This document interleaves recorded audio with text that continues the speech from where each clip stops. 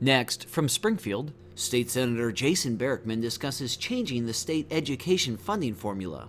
This runs about 10 minutes. Senator Jason Barickman, thanks for joining us on the All Night Channel. One of the issues that may or may not be addressed, but certainly has been discussed for a number of years, is the whole issue of school funding formula. Senator Andy Menard, Democratic colleague, has just introduced a bill that would address the funding formula.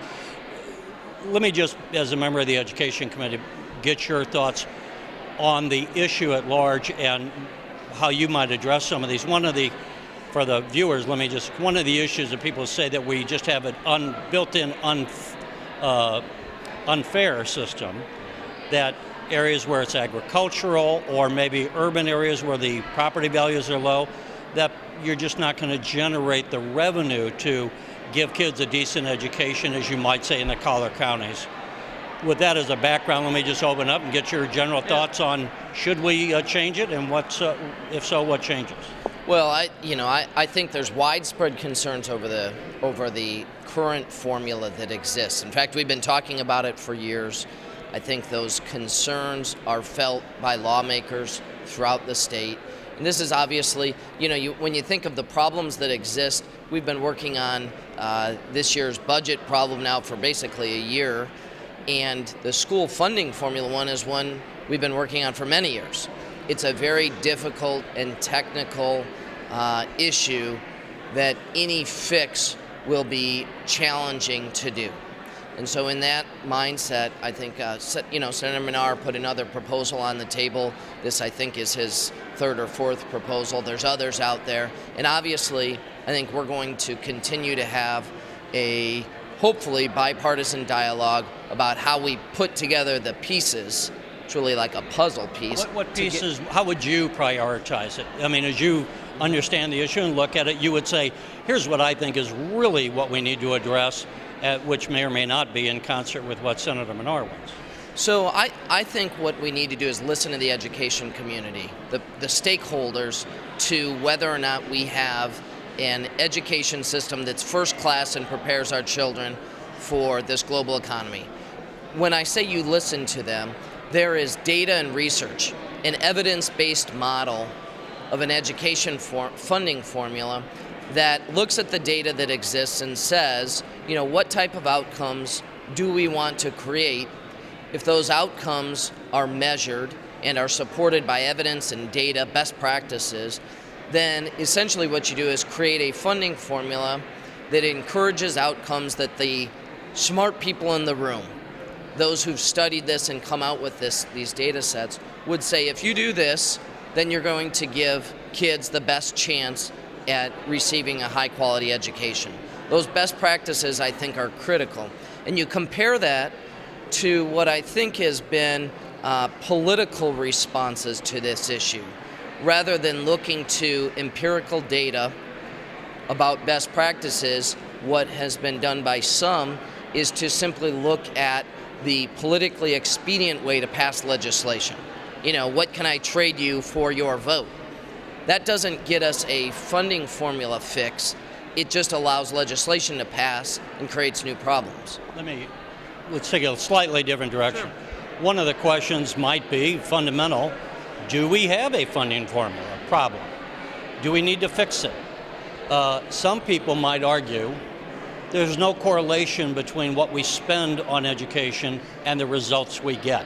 And so rather than fixing the funding formula, we need to address other issues that negatively impact educational results. Now, I don't want to put words in your mouth, but I'm just trying to broaden this a bit.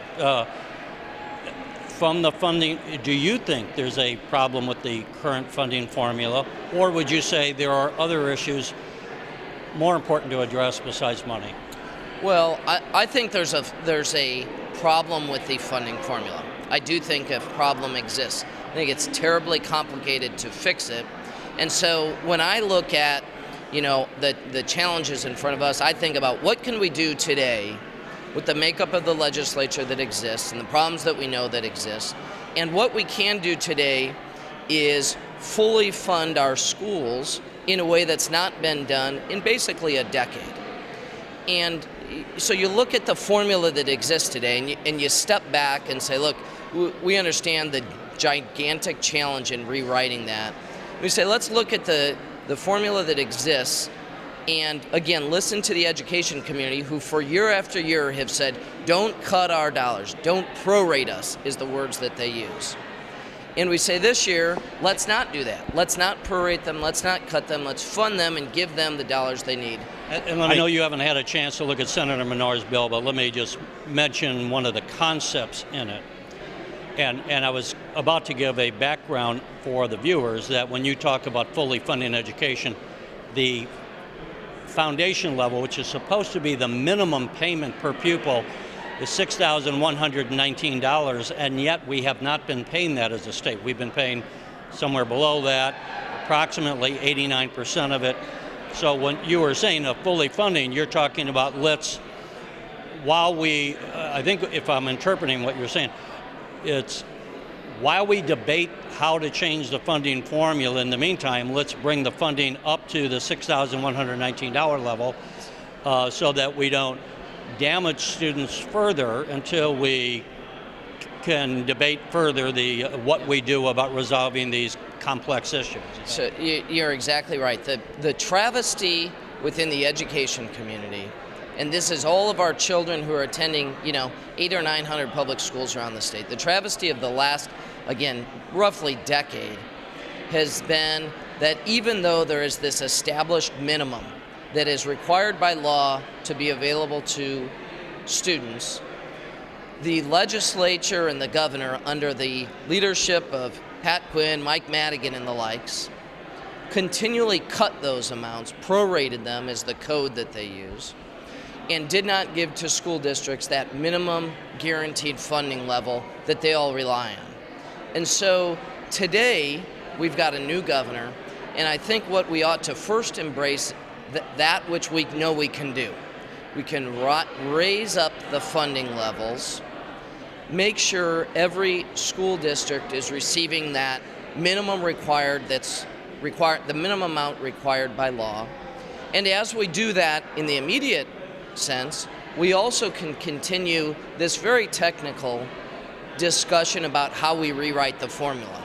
That piece is unbelievably complicated. It's the reason that Senator Menard and myself and many others have worked for years on that.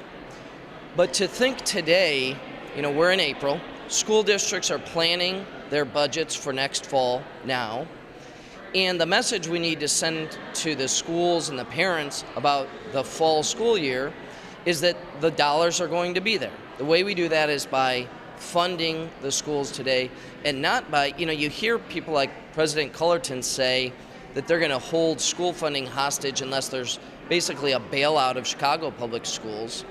And I think, that's an unbelievably ridiculous message to send out to the state, that we're going to hold all those schools hostage to a bailout of Chicago public schools. I was going to bring up something else, but let me follow up on that point. Are the divisions here, so many things are divisions on partisan grounds, but relative to what you just said in the Chicago schools, you're a downstater from the Peoria area. Is there more of a division geographically here on this issue, where some of the downstate people would say our school districts need X, and the Chicago people might be saying we need Y? Yeah, I think this is one of those issues when you look at a rewrite of the formula.